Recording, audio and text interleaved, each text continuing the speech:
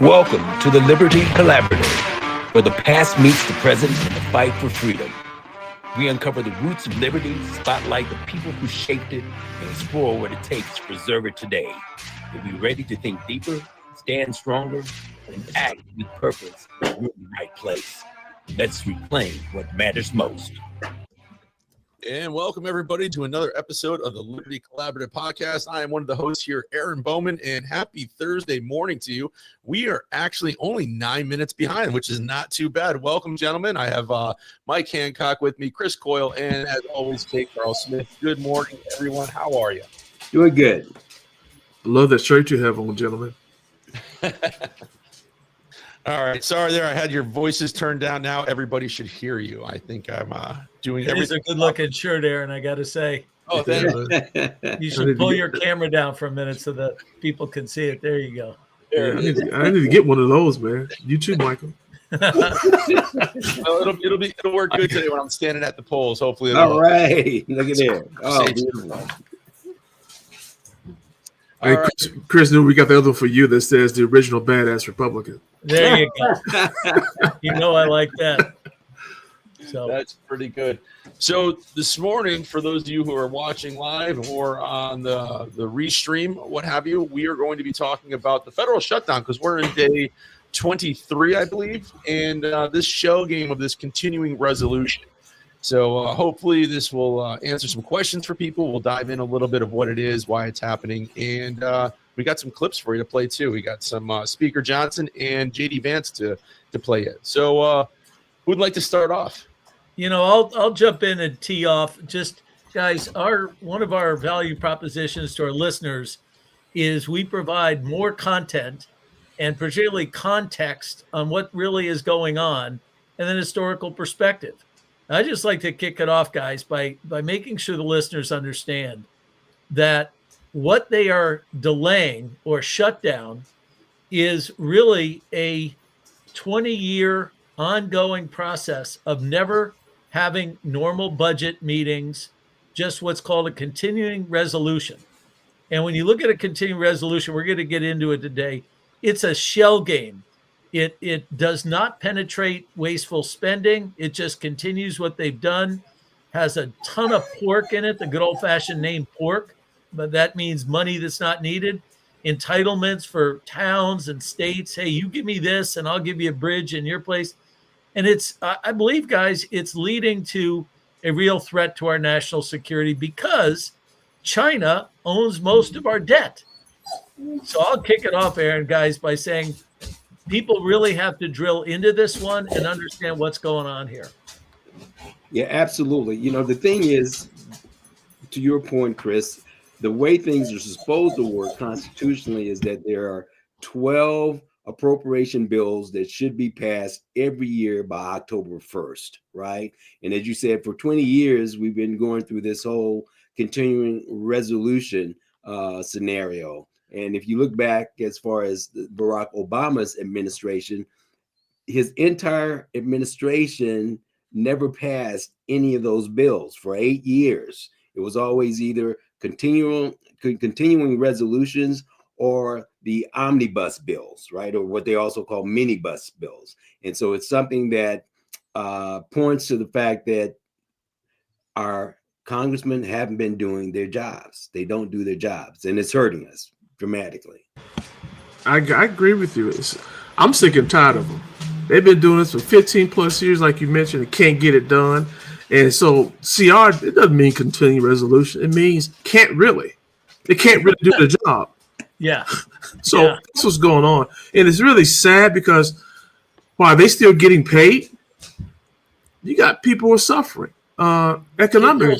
Say that again so listeners understand, because you said it the other day, and people don't realize, right, they're still getting paid, the elected officials.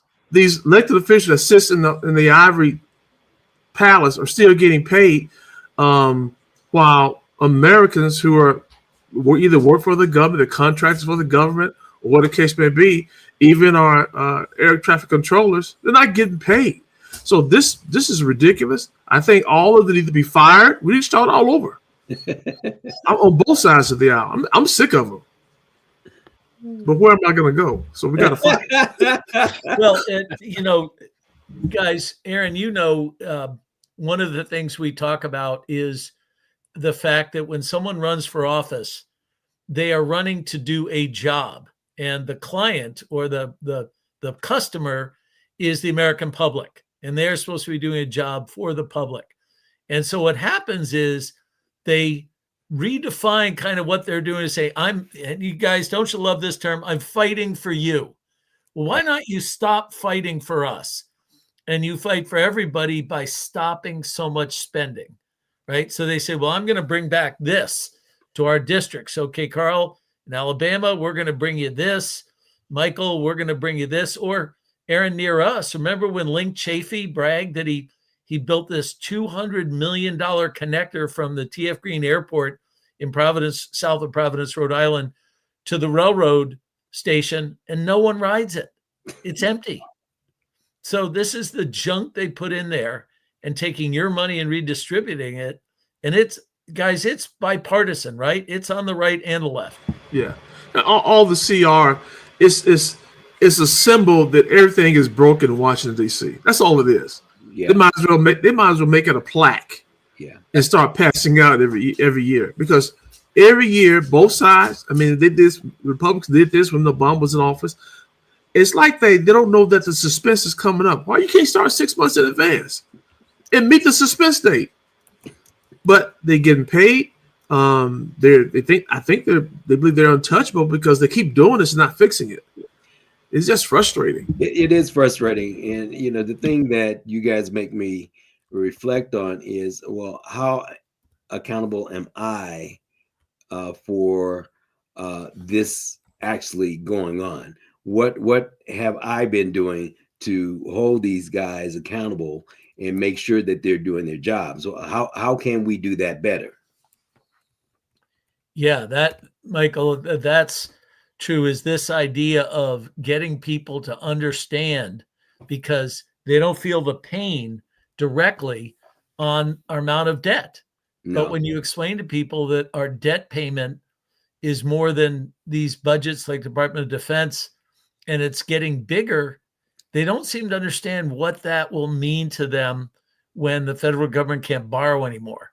And they want to see a shutdown, then they're going to see a real shutdown that it's not going to end. Yeah. Because and what's so sad, both sides of the aisle, they do this. They get on cable TV and news and try to score political points with this going on at our mercy. And it doesn't help in terms of optics that you're building a dance ball at the White House. That doesn't help. Yeah. And you want to build Argentina. I mean, come on now. Somebody's stuck on stupid, and it's not us. Well, he is using his own funds and donors' funds. Exactly. That's what I was going to say. The dance hall, I don't have a problem with. Trump's paying for that. The other stuff, absolutely. But to K. Carl's point, the optics, when it's the optics. It's the optics. And guys, what scares me is, on the one hand, the Chinese are saying, we are not, we've made it pretty clear. You need our minerals, our special minerals. And although we blink back and forth, right? They got them, we don't. Well, then, of course, Trump signed a deal with Australia yesterday. But remember, this is a hostile regime that owns the majority of our debt. So if they finally said, guys, just like all you out there listening have a bank holding your mortgage, hey, you know what? We want you to pay off the mortgage, or we want the house. When they call that debt, we can't pay it. So, hey, Chris, now that they own our debt, at one time they were making our medication. Yeah. So if they are our enemy, why are we giving them access to things that we can digest? I think it's going to be okay. My point was, President Trump got to realize he don't live in a White House. He lives in a glass house. And when you live in a glass house, stop giving people rocks to throw at you. Yeah. Yeah, you're right. I mean, even look what was it Venezuela or Argentina? He's going to buy a whole bunch of beef and flood our beef markets with beef from down there, and all the ag people are getting all the agricultural beef cattle ranches are getting upset about that because he should be putting that money into the cattle infrastructure. here, and I guess he's trying to help them out down there because he likes what they're doing. I guess the president, maybe if I have that right, is very right leaning. So you're right, Kate. Well, You got to stop. I can think some states need some bailout. How about rural Alabama? How about rural Arkansas? How about the Delta, Mississippi? Come bail them out. Yeah, exactly. Well, Aaron, guys, you criticize me here. Feel free to argue with what I'm about to say. But I have learned time and time again that people who call a shot on Trump too early generally are missing the big card game. Oh, yeah. Oh, yeah. So to me, if you read what he said to the cattle industry, I love you guys. You've been screwed for years because of imports. I did tariffs. This is purely, to my thinking, a negotiation chip for the ranchers, where he's going to say, guys, we like these people in Argentina, we want to help them.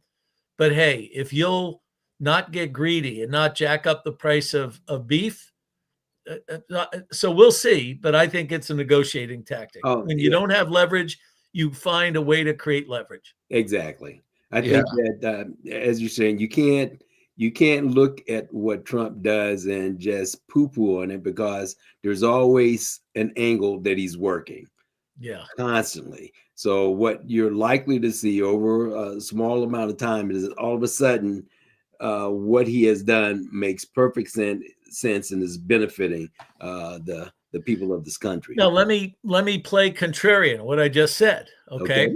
He's great at negotiating. Clearly he's got, and I would submit to the audience, his team are business people, lawyers, and the ideology is one of exercising the strength of U.S. markets and our capitalist system. Absolutely. Unlike any president, he's realized that is a major tool of foreign policy power. Okay, we grant you that.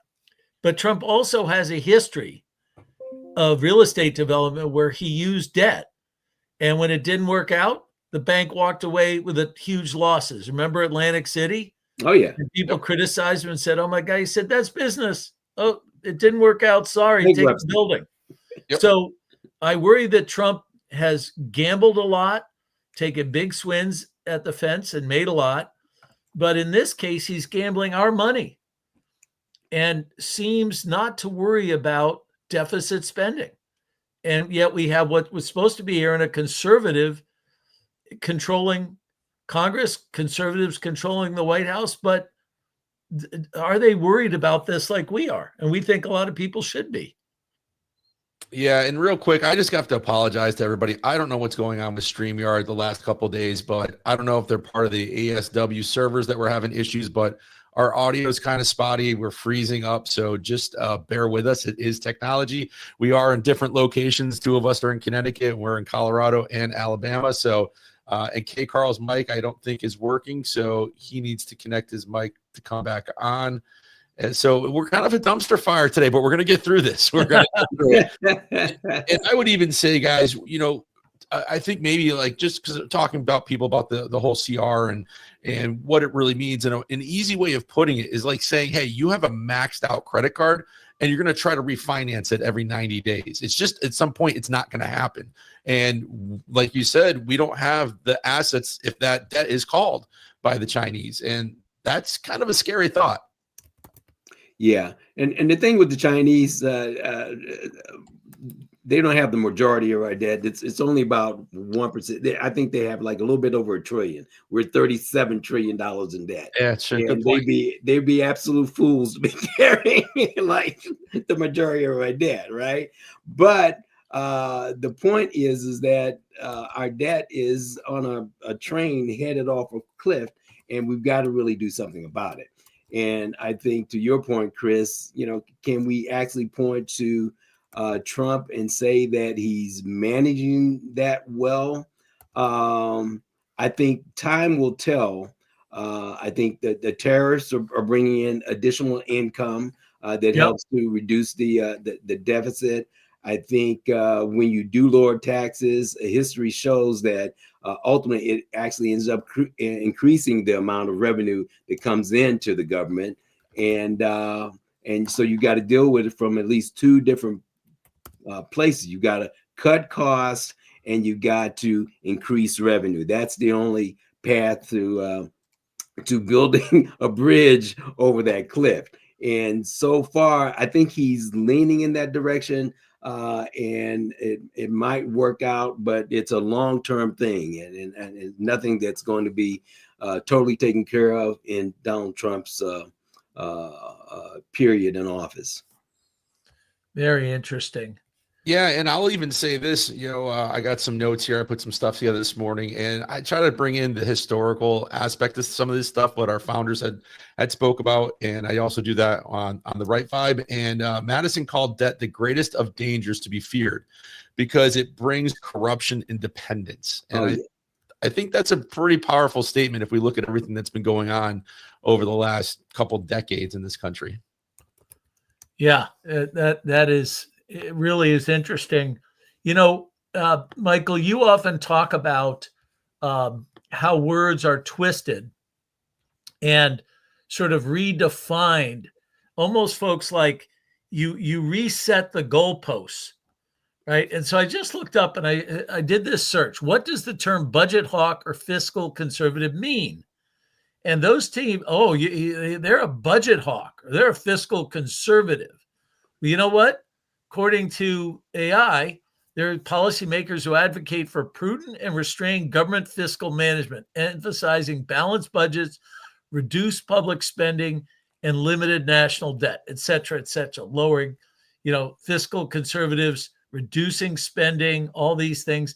But folks, the media and the left say, they're slashing, they're taking away, watch the wording, they're taking away things from you. Right. And so right now, this shutdown, the Democrats, as we understand it, want to put back funding for healthcare for illegal immigrants. Is that true? Well, that's certainly what I've heard. And the other portion of it has to do with the government subsidies that helps the affordable health bill that was supposed to reduce our cost of insurance that's been rocketing high ever since it was passed. The government has been subsidizing it to sort of keep it low. And that's something that just proves the point that the Affordable Health Care Act was not affordable and is not affordable and has to be addressed right away. Well, and not to go down that rabbit hole, you guys, but when you think about the fact that in one time in our history, people had some accountability for their own personal decisions. So if I smoke and I drink a bottle of whiskey every day and I eat unhealthy food, that is a personal decision, right? Yep. But if I then say, you guys owe me affordable health care for a new liver, new lungs, obesity drugs, and you have to pay. What these politicians are saying is if they make less than, someone working, i.e. lower income, they absolutely get it. If they're immigrants, they get it. You get my point. A small business owner, Aaron, you and I don't get that. Michael, you don't get that. Nope. And so it is really just twisted that we are not health care. We are unhealthy choice enabling funding of medicine after it's too late. Instead of saying under the guise of healthcare, right? Better healthcare, right? Yeah, and all this benefit going to these particular ones. But listen to this further. So we know that, Michael, to your favorite thing, the words are being spun that if you're not, quote, for investing in our country and all these nice political terms, and you're a budget hawk or you're a deficit hawk. Well, listen to this question. How does the federal use of the continuing resolution affect control of deficits? And this is, as we know, from biased AI. It says the following. The federal government's repeated use of continuing resolutions, CRs, tends to weaken control over budget deficits rather than improve it. Continuing resolutions are temporary funding. Look at that. It says are temporary funding measures that keep the government programs operating at prior year levels when Congress fails to pass full appropriations bills by the start of fiscal year. Michael, what you said, temporary, it's been going on for 20 years. And with that, Chris, I'm going to pull up Speaker Johnson here from Yeah. earlier this morning. Let's play this clip. I haven't heard this yet, so we're going to hear this all together. Hopefully technology works here, and don't mind all my tabs, but let's see what he had to say. From him about the very real and consequential ways that Americans are suffering right now because of the shutdown. I just wanted to give you a brief update, and then I'll turn it over to the Secretary. But by way of review, the reason that my colleagues and I have come in here every morning now during this painful Schumer shutdown is because we have to share the facts and we have to share the simple truth with the American people. And why is that? Because the Democrats are working overtime to try to hide those facts and to try to distract from the very simple truth here. They want you to forget that just 5 Senate Democrats could reopen the government today.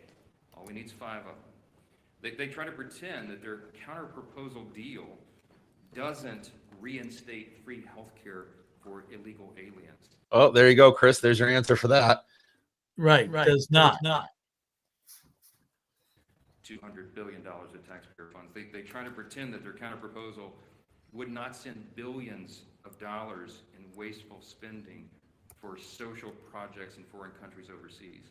They don't want you to look at the facts. They don't want you to look at the paperwork that they themselves filed as the counter-proposal. And they refuse to admit that this entire shutdown is one big political game to satisfy the radical Marxist base of their party. But that is exactly what is going on. All right, so there's that. So, like you said, Chris, it is to fund healthcare for illegals and to send money to overseas. I think that was a big part of the USAID, right? That they were sending millions and trillions of dollars all over the government, or all over the country, rather, or to other countries for transgender this and stuff like that. That just, I think if the average American person actually knew what was up and where it was, this money was going, there would be a big difference in how people vote, I think.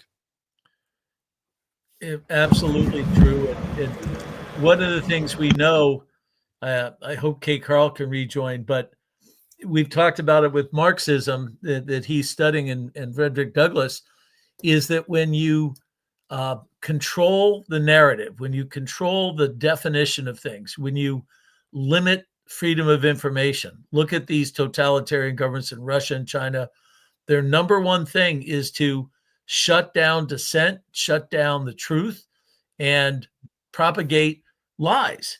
And so in this case, when people are able to hijack the text, the meanings, the media doesn't report, omits facts, it really creates a dangerous environment. And right now, people have to realize that, take Chris Murphy and Dick Blumenthal in our state, Aaron, these guys applauded the big, all the spending that Biden did.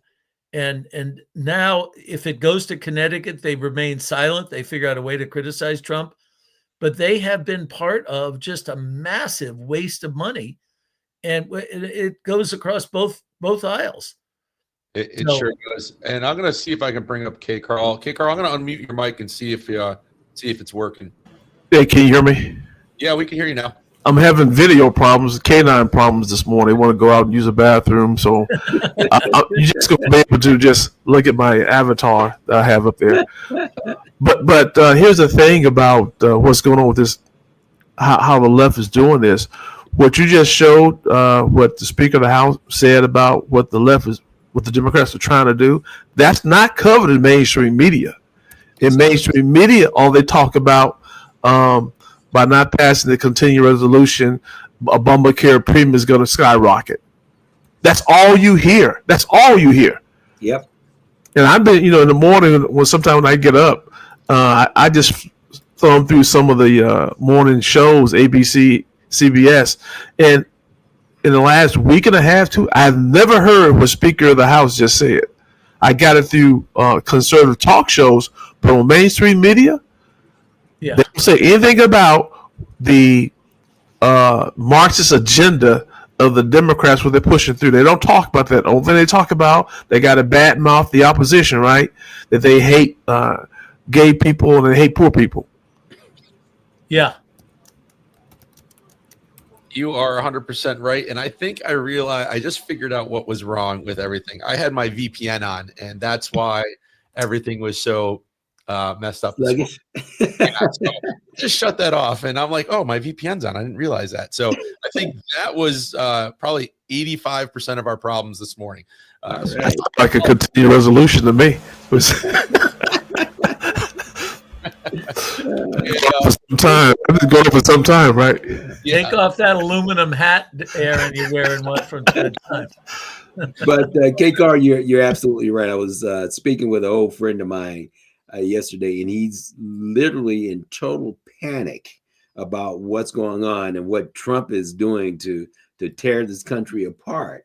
And this same friend of mine also proclaims that, well, he doesn't talk about politics and he doesn't talk about religion, which also means if he doesn't talk about it, he doesn't study it, he doesn't understand it, yet he engages through the media and listens to his limited sources that all tell him repeatedly 24/7 that the world is falling apart. Yeah. Yep, absolutely. And for those of you that are on X and watching, feel free. I'm watching the X feed. So if you have a question, you want to be part of the conversation, just drop it in the comment section and I will read it here on the air for everybody and we'll talk about it. But this has been a great conversation this morning, even with all the technical mishaps that we have been having today. This has been pretty good. One of the things, Aaron, that we point out to people, and again, folks, depending on where you're sitting, listening to this show, we're in Connecticut, Aaron and I, and we are what are now fourth or fifth most expensive state in the United States to live in. Correct. Okay. What contributes to that in part is the most expensive electricity in the continental USA. Why? Because the liberal politicians in our capital of Hartford put on a tax, so to speak. So in your electric bill, you got your electricity, but then you have this other thing, Aaron, I forget what it's called, but essentially it is funding the building of windmills and electric vehicle charging stations. So it is a government mandated energy policy that has made our electricity more expensive than anywhere in the country with no business case. And so this shows you how it's not spending for vital services that was envisioned both at the federal and state level. It's for ideology. And same thing, right, guys, of funding immigrants' health care or sending money somewhere for education. Right. These are all ideologically driven decisions. How about you leave the money with the people who made it? Thank you. Chris, have you kept up with what has happened in Germany as a result of following those ideologies? Good point. No. Good Oh, point. it's the economy has totally crashed. It has. It has totally crashed. They got rid of their nuclear power. They cut off their oil and gas. And then they had to make up for by getting gas and petroleum from Russia, right? And which funds the war in the Ukraine that they're supposed to be against, right?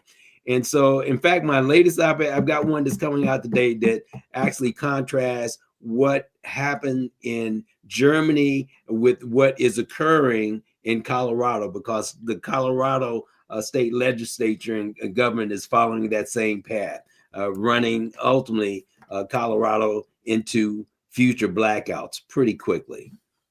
Wow. It sounds like y'all have read my latest book because in my book there's a dialogue where Douglas is talking to Marx about the very same thing, capitalism versus communism. And brother, I'm telling you, Frederick Douglass tears him apart.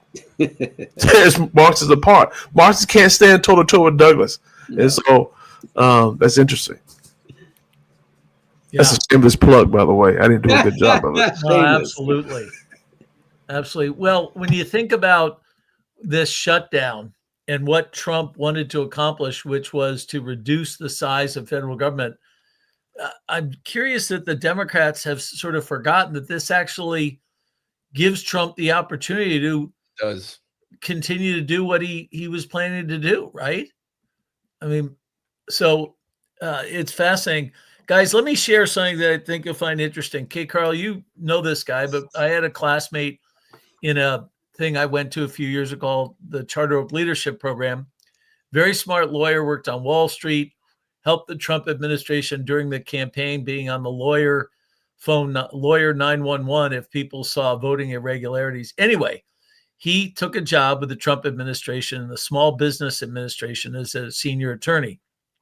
We talked last week. He said the following. He said, Chris, until I got to DC and I'm actually in the federal government, I had no idea how big and absolutely sprawling and, my words, not his, but out of control, beyond recognition, the amount of people and departments and groups. He said it is so big, the bureaucratic state, that you can't cut enough. It's just out of control. He said, point number two, while they are continuing to cut, this is not cutting work. It's just cutting layers of bureaucracy that create new work, right? So if you have a project for Michael, for your district, Colorado, there's a process. But when you have lots of other groups that are supposed to give an opinion, then you create all this work, paperwork that costs millions and billions of dollars. He said we could keep cutting for the next year, which is interesting. And the final point is he said there are a lot of young liberals that have figured out that if you say you're conservative or you're unaffiliated and you sound like a conservative, that the Republicans will say, oh, you must be okay. But then when they see their policies or what they're working on, they're trying to maintain as much of the Biden era, Obama era regulations and so forth. So he said it's taking people to really disassemble things and say, why are we doing this? And so he said his full-time job is to find these things, expose them, and often taking months of kind of like hearings and meetings for people to agree there are things that are the government's doing that are not only not needed, but are counterproductive for freedom and so forth. So unfortunately, the report from Washington, D.C. is it's as bad as we think it is, or even worse. Even worse. From a guy right there. Yeah. I was just going back to Trump and the dance hall, as K. Carl called it, that he's building.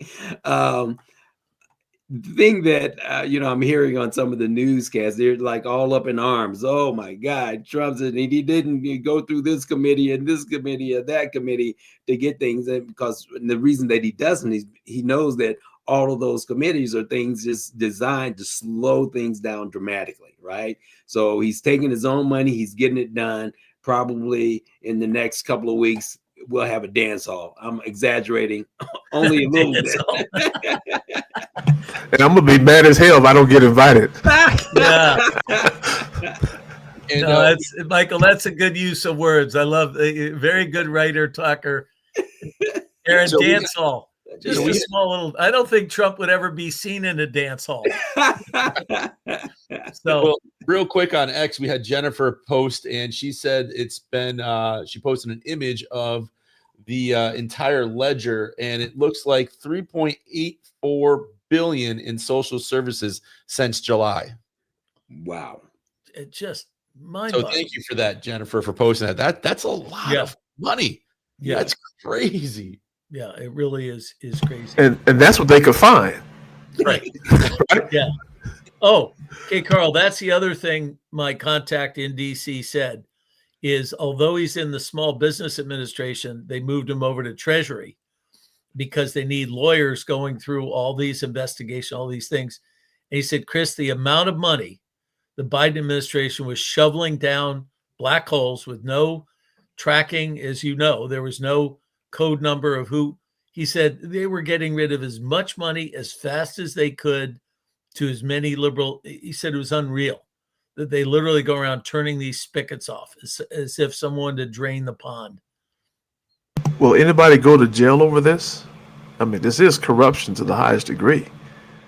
I think, K. Carl, to your point, getting federal charges where you have the elements of a chargeable offense that could go to a grand jury, I think the removal of money from the Treasury, you got to find out who it went to. And as you know, thanks to a friend of ours, Dominic Rapini, who brought the best evidence to the government of Act Blue and how they actually do the end of the steal, that money is coming to, that is Act Blue, so people understand, would transfer billions of dollars to liberal causes using credit cards that no one knows whose credit card or where the money came from. But what we do know is they would use elderly people's name and identity, create an email as if it was them, and then use these credit cards that no one knows what bank, who they are. But, K. Carl, to your point, where do you get billions of dollars to fund all these donations that basically are laundered back into these liberal? So I think they're looking into that, K. Carl, because you guys know, once they find what office were these servers in, where were these servers and computers that were doing these credit card transactions? Hey, they're still using Act Blue today. Murphy. So what's supposed to be so sad about this in the next general election? If conservatives don't win and the Democrats back in, we're back where we started from. Exactly. Continue this. No, pal, I would say worse. If you look at the amount of money Bernie Sanders and AOC are raising, and this nut in New York, there is a part of the Democratic Party that is doubling down on going all left, and they're starting to bring centrist Democrats toward them. Look at the nitwit governor in New York, who sort of endorsed this guy in New York City and then didn't, and then he did again. The Democrats are being sucked like a vortex into this left thing, and they're raising a bunch of money. So the same money that's funding this Democrat is funding these folks. And back to our continuing resolution of the shutdown, who do you think is number one hard on shutdown? They don't want Schumer to agree. They're holding it out. So and they're raising all this money, but at the same time, they're losing voters. People are leaving the Democrat Party. So all these elitists are paying for this, but the voters, the American citizens, they're leaving. A lot of them become independents.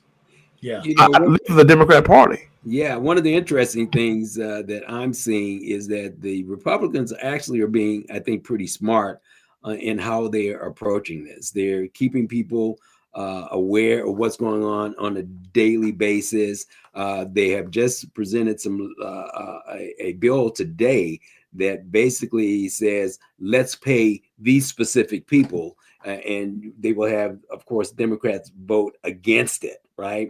So, so it's like they're exposing the Democrats as being not about paying people, not about what's in the best interest of really the folks in the government that they're claiming, oh my goodness, we're doing bad. Trump is doing bad things to them. They're offering to them on a plate, well, here, let's fund these people in the government, and they're going to show themselves to be the hypocrites that they are. So let me ask you all this. Let's look into this crystal ball here. I know each of y'all have one. How long is this debate gonna last? And will the left get what they want? I don't see them getting what they want. I think they're going to go into November, maybe the second week in November. I think we'll get a resolution before Thanksgiving, but I don't believe that we're going to give them what they want. We've held it out this long so far. We've seen the tariffs are working. I heard one report that they were using the tariffs money that was coming in to fund some things for some of these people, the federal government. So until the AOC and the squad back off of Chuck Schumer and stop pushing their radical left ideology, I think the Republicans are gonna hold strong, and I don't see any reason why they would have to back down.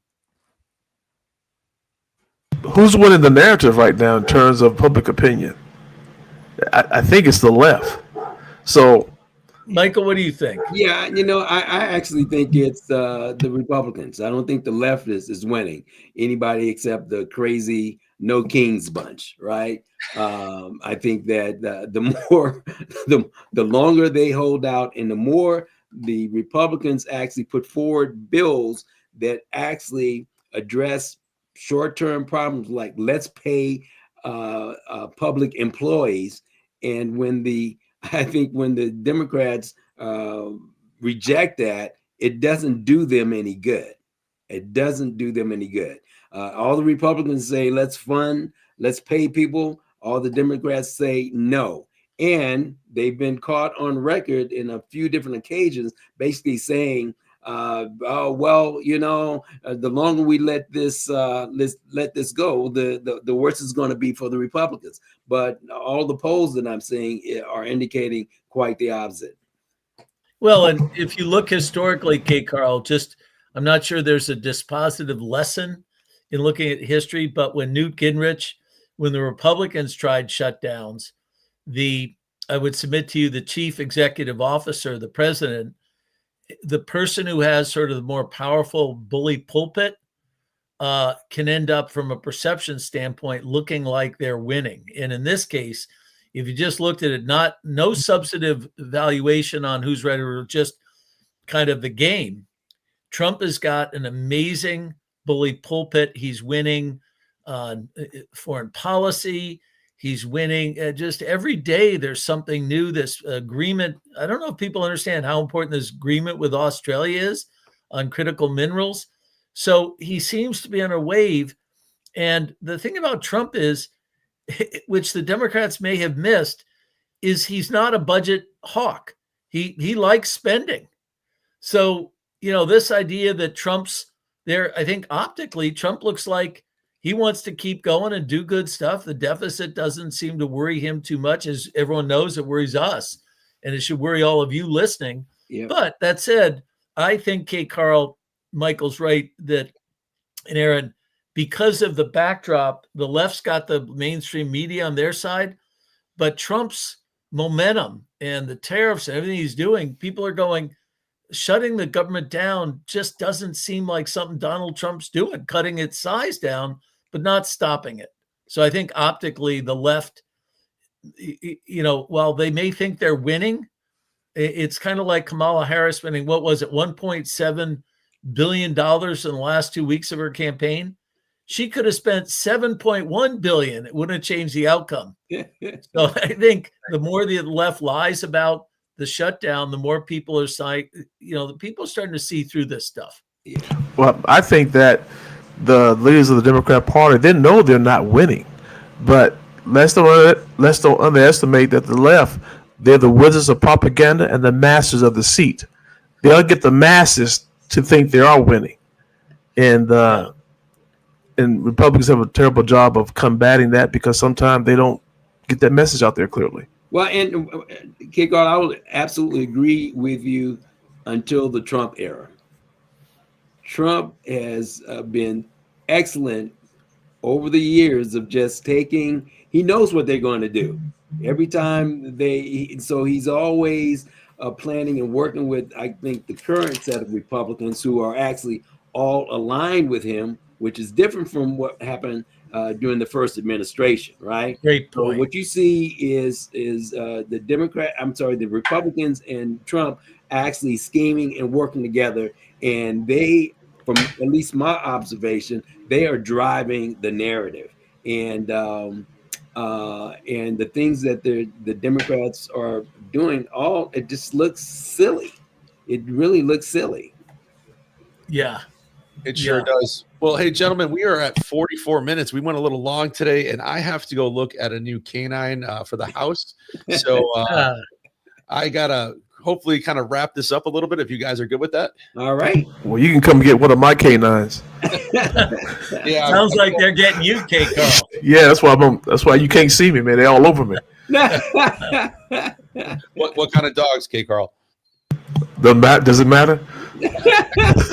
All we know is there are many of them, and they're all over. Does it matter? No, my son has a little miniature schnauzer, and somehow I agreed to. He has a Rottweiler too, so tell me how that goes, right? Yeah, and the schnauzer is telling the Rottweiler what to do, probably. Yeah. The Rottweiler is really mine, so. Yeah.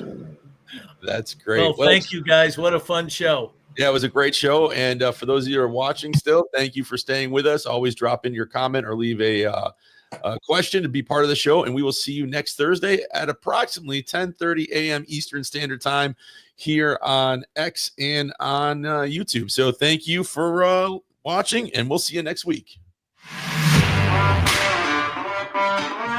Thanks for joining us on the Liberty Collaborative. If today's episode lit a fire or gave you clarity, share it and be part of the movement. Subscribe, leave a review, and keep the conversation going.